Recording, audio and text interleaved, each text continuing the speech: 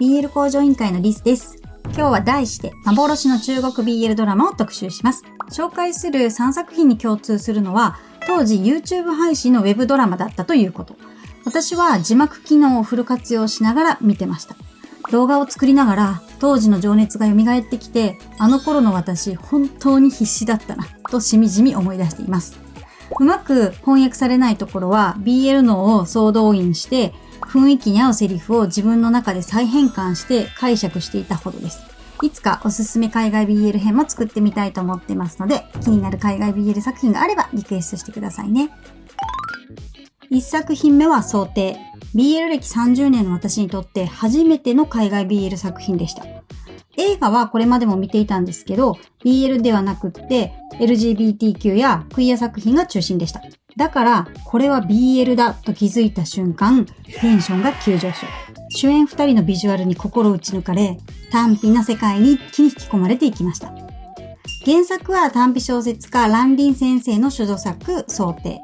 ドラマは前編後編の2話構成で、主人公2人による10年の愛憎劇が描かれます。学生時代、同じ寮のルームメイトだった2人。ルーフォンはやんちゃな大財閥の御曹司。イーチェンはアルバイトで生活を支える真面目で内気な少年。母子家庭で裕福ではありませんが、家族仲は良く弟がいます。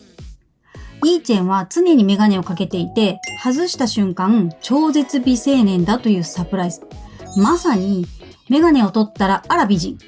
少女漫画で全女性が一度は夢見るパターンを BL でやってのけてました。そして、ホアン・ジンシャンをキャスティングした制作サイドが素晴らしいです。彼のビジュアルなしでは成立しなかったと思いませんか？ルーフォンでなくても見とれてしまうほどの美しさでした。ルーフォンはイーチェンに一目惚れし、必死なアプローチにより二人は愛し合うようになります。大学の聖堂に忍び込み、空き缶のプルトップを指輪に見立てて将来を誓い合う。しかしそれを守衛に見つかり、同性愛なんてと大問題に。ルーフォンは親の判断で留学させられ、イーチェンは嘲笑に耐えながら大学を卒業します。ルーフォンは手紙を送り続けますが、イーチェンの元には届かず完全音信不通に。互いに捨てられた、断たれたと誤解したまま時間だけが過ぎていきます。5年後、社会人となったイーチェンは会社社長となったルーフォンと再会。誤解は残ったままですが、ルーフォンの強引さで関係が戻っていきます。しかし、イーチェンの母に関係がバレて持病が悪化。弟の怪我など不幸イベントが重なります。母の遺言もあり、イーチェンは別れを選択。結婚し、子供を授かり、家庭を築きます。また数年後、ルーフォンの執着はさらに強くなり、海外に会社を設立。イーチェンを取引先を装って呼び寄せ、監禁します。肉欲にまみれた衝撃の監禁生活。短美の世界観をよくぞここまで実写化してくれました。さすが中国 BL ってなったシーンが繰り広げられます。監禁を知った妻と弟が救出に向かいますが、弟は過去の事故の真相を知り、警官の銃を奪ってルーフォンに発砲。それをイーチェンがかばって負傷します。死を覚悟する中、イーチェンの胸の中に溢れ出たのは、どれほどひどいことをされても、周囲に否定されても、ルーフォンへの愛でした。イーチェンは1ヶ月昏睡状態に。ルーフォンは記者会見で自分は同性愛者で愛している人がいるとカミングアウトして、イーチェンへの元へ向かう途中で事故に遭い消息不明になります。イーチェンが病室で目覚めるシーンで物語は幕を閉じます。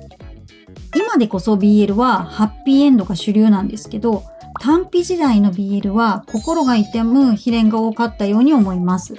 想定はその象徴と言える作品ではないでしょうか。私が想定にハマった理由のもう一つが、主演の2人の裏側の仲の良さなんです。当時は今ほど撮影裏やバラエティでの仲の良さを見られる時代ではなかったんです。だからこそ2人が並んで笑う姿を見るだけで最大級の萌えが生まれてたんです。しかし SNS の盛り上がりが過熱しすぎたせいか、事務所方針で共演が NG に。本来制作予定だった想定3も消滅しちゃいました。共演 NG と聞いた瞬間、作品そのものの悲恋が現実世界でも続いているようで、こんなことってあるんだって残念で仕方なかった。そんな思い出のある作品です。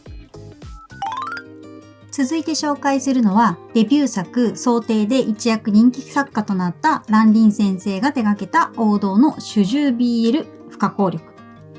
今思うと、そこはちょっとと思う描写もありますが、当時は圧倒的な始終関係のテンションに完全にハマってました。施設で暮らすニエンは、ある日出会った御曹司イエンに突然気に入られ、まるでペットを迎えるように家へ連れ帰られてしまいます。生活を共にするものの、その扱いは完全に買われている存在。物を拾わせたり、嫌がることをして反応を面白がったり、どんな理不尽にも耐え続けるニエン。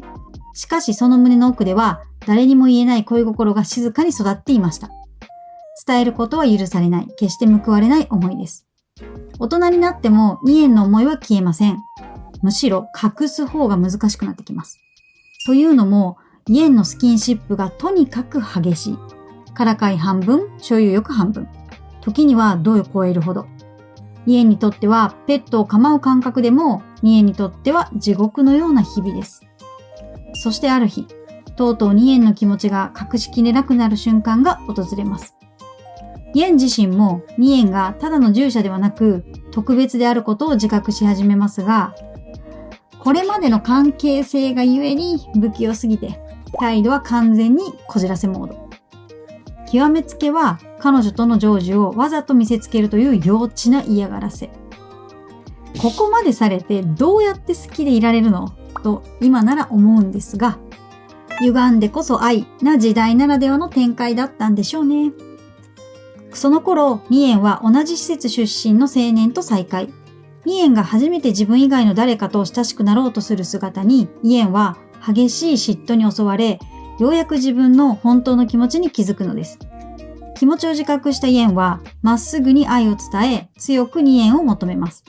ついに二人は結ばれ、幸せの絶頂へ。ここで幸せにしないのが、悲恋物なんですけどね。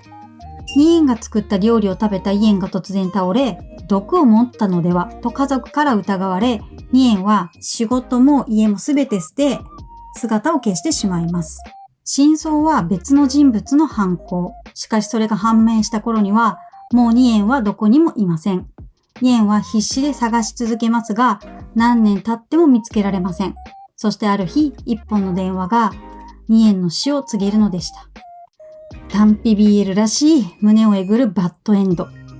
当時はメンタルが持たないという声も多く、SNS でも賛否が渦巻いてたんですが、実は2つの結末が存在していて、なんとハッピーエンドバージョンがあったんです。ニエンが家を出ていくっていうところまでは通常版と同じ。イエンは諦めず探していると、ふと寄った公園で水浴びをしている人物の後ろ姿が目に入ります。深く帽子をかぶり顔を隠していましたが、間違いようがないニエンだと確信します。呼びかけると青年は逃げようとしますが、抱きしめて引き寄せます。事故で体に障害が残ったニエンは、こんな体ではイエンのそばにはいられないと涙ながらに言い、イエンは強く抱きしめ、生涯大事にする、愛すると誓うのでした。私は断然ハッピーエンド派ですが、それでも物悲しさが残る作品でした。最後の作品はハイロイン。原作はチャイ・ジーダン先生。2015年に BL 自主制作ドラマ逆襲を大ヒットさせた人物で、2025年にはそのリメイク逆愛も大成功させています。逆愛はこちらの動画で語っているので視聴いただけたら嬉しいです。そんな彼女の第2弾として注目を浴びたのがこのハイロイン。しかし注目されすぎた結果、なんと問題視されてしまい、配信開始から1ヶ月で配信停止。全15話の予定が残り3話を残したまま中国国内では幻のドラマになりました。全く違う世界で生きる2人の少年、グーハイとバイロイン。グーハイは裕福な家に生まれ、周囲から見れば何一つ欠けるもののない完璧な息子。ただ、家の中には誰にも言えない深い亀裂があり、父親への憎しみと孤独がいつも彼の心を荒らしていました。そんなグーハイの前に現れたのがバイロインという少年。バイロインは貧しい家庭に育ち、再婚によってさらに複雑な環境へ押し込まれた少年。それでもどんな理不尽にも背筋を伸ばして立ち向かう強さを持っていました。グーハイはバイロインの静かな強さに惹かれ、まるで自分の空洞を埋めるかのように距離を詰めていく。乱暴でまっすぐでどこにも逃がさない強引さ。だけどその全ては初めて誰かを愛してしまった少年の不器用さでした。バイロインはそんなグーハイに反発しながらも向けられるまっすぐな思いから目をそらせなくなる。誰かに必要とされる感覚、それは彼がずっと求めていたものだったのかもしれません。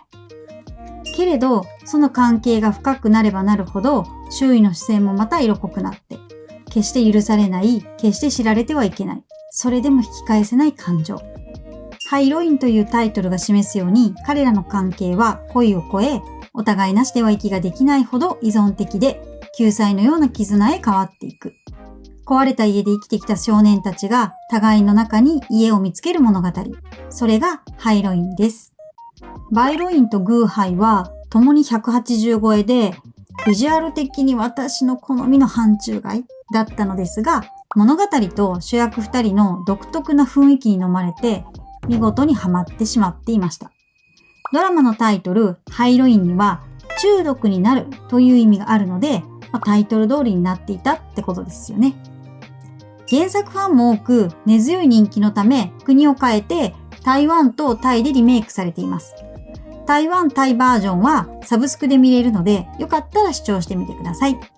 見た方はコメントで感想を教えていただけると嬉しいです。今日は長らく幻と語られてきた中国 BL 作品を3つ紹介しました。どの作品にも当時ならではの熱量と今では作れない独特の空気感があったように思います。こうした中国 BL は規制ゆえに見られない時期もありましたが、それでも世界中のファンが愛し続けた作品ばかりです。この作品もいつか語ってほしいという海外 BL があれば、ぜひコメントで教えてください。リクエストも大歓迎です。チャンネル登録、高評価で応援していただけると嬉しいです。また次の動画でお会いしましょう。BL 向上委員会でした。